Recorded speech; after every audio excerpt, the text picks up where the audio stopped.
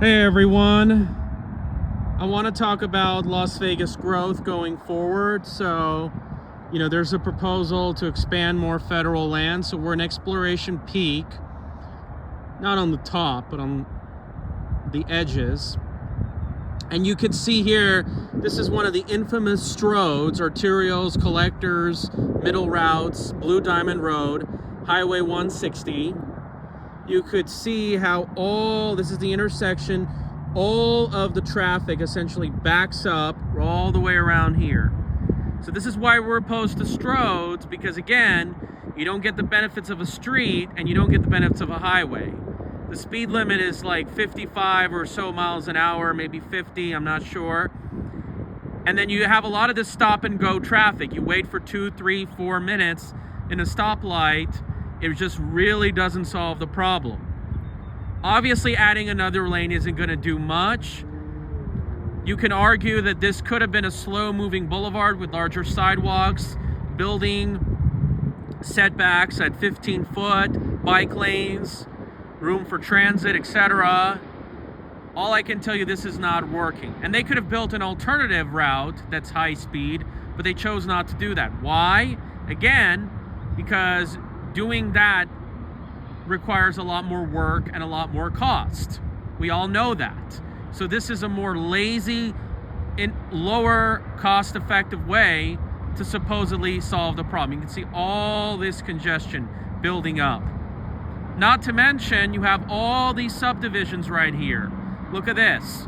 You have these isolated, separated, large-scale developments, these 3-story apartment buildings. Again, dead-end streets, maze-like subdivisions. You don't have easy access to services, non-residential, shopping, etc. You have the apartment housing, multifamily, very separated from the cul-de-sac, tract home, cookie-cutter, single-family detached. We're about 10 miles away from the Strip. Obviously, they have a Walmart right here. Much of this area is not even developed. This is aside for commercial.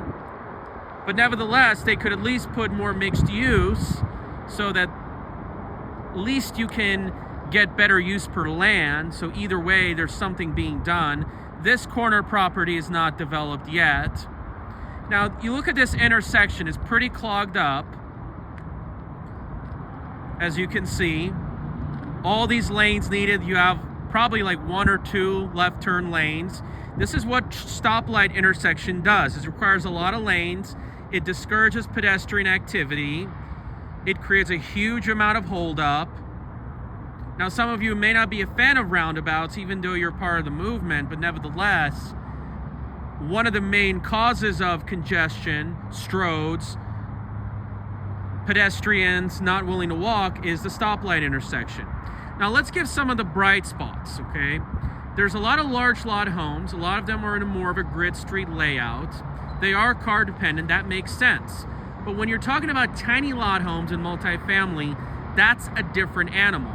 And when you talk about all forms of non-residential, as you can see here, being very separated from the residential, no matter what it is, this is where the problem is. But remember, all these widths, all the standards for these roads, Stroads, whatever you want to call them, the strip malls, the housing subdivisions, they're all according to code. Now, you can argue that some of our codes are pretty flexible. You can argue it's easier to build mixed use and multifamily compared to other areas, more denser development, but still, much of the same son of a gun still exists. And one of the challenges, if you want to put non-residential, especially corner stores, cafes, next to residential, is you have to obviously make them more compatible. You got to put limitations on commercial signage. You have to remove parking requirements, work on the building facade. It's not that easy, but I think it's worth it. And I forgot to tell you about this. Right here is you do have mixed use development. Now, it's not a mixed use building, but you can see these apartment buildings right over here. They're in about the same property kind of like where I live, where we have the Strong Towns meetings, in the retail center, and there's an Albertsons gas station and so forth.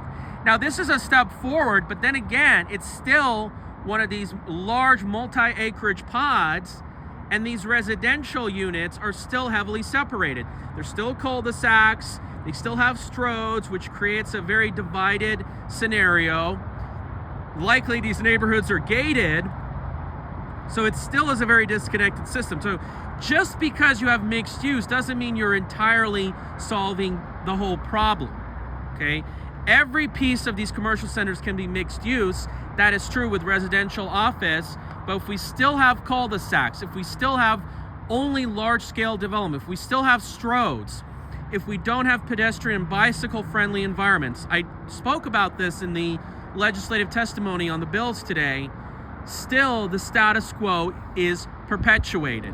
There's no question about it. And not to mention when parking lots and garages eat up the front. That's one of the things you've got to keep in mind. Look at the width of the sidewalk, the speed of the cars, the median, all of these factors. Why aren't these housing? They could be facing this main road, and they can have garage on the other side to really create more of an open, interconnected system. Look at these people. A lot of these people still have to drive to the park, and they want to get some exercise. How is this exactly going to work? You can even create a village, commercial, residential, in this park. Which leads me to my other point. Given how this status quo has so many flaws, congestion, higher public and private costs, to maintain this. So you might argue stroads are lower cost initially, but nevertheless, the long term is not that great. You look at congestion, you look at all the health impacts, accidents, obesity, stress. You look at the dependency on low gas prices, because electric cars, they have their issues too. There's rumors that 2 of the refineries in California are going to close, and this will also send up gas prices here. So nationally it can come down, but if gas prices go up, how are we going to make this system work? Think about it. There's all these factors you've got to consider. What about the social impacts? Do these neighbors really get together? Is there a sense of community? Yeah, there's farmers markets, but is that enough? Look at the sense of charm, beauty, character. You may argue these homes have these nice touches, but then again, nevertheless, do they have the kind of beauty and quality, and not to mention the construction durability? Look at a lot of the videos I've done. Whether they're going to be a neighborhood with character and charm in the coming years. Think about it. So there's all these factors. What about the environment? All this pavement raises the temperature several degrees. Right now it's a beautiful 75 degrees, but without the urban heat island effect, it could be 70. Think about how it could have impacted the rain we just had. What about all the land that's consumed to build this parking lot? And all of that raises the temperature, impacts species. So my question to you is, before I end this video, is do you guys think that the Las Vegas Valley should expand more federal lands? Now, if it does, at least you can agree that it should not be the same status quo BS that we've been having. All these stroads, all these parking requirements, a lot of the same BS system that we've had for 90 years.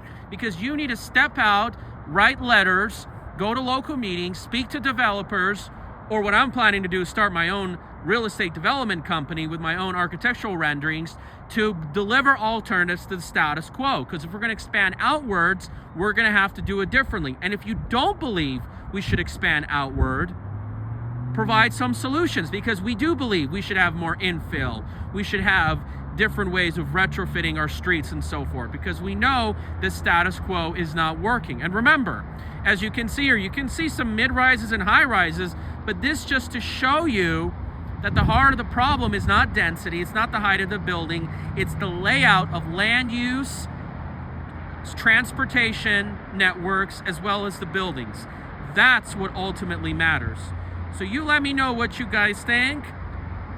It's a beautiful day today. Absolutely. Then again, where do you see this going forward? And Not to mention, I almost forgot to point out that the visitation to this area is negative from a year ago, which makes me wonder that we're going to have an economic slowdown. This could be an opportunity for us to slow down our efforts, rethink our decision, and expand more efficiently. By the way, the Strip has suffered. A lot of the other areas, Fremont, or even like south of the Strip, Boulder Highway, hasn't done so bad. So this lets you know everything we need to know. Thank you guys so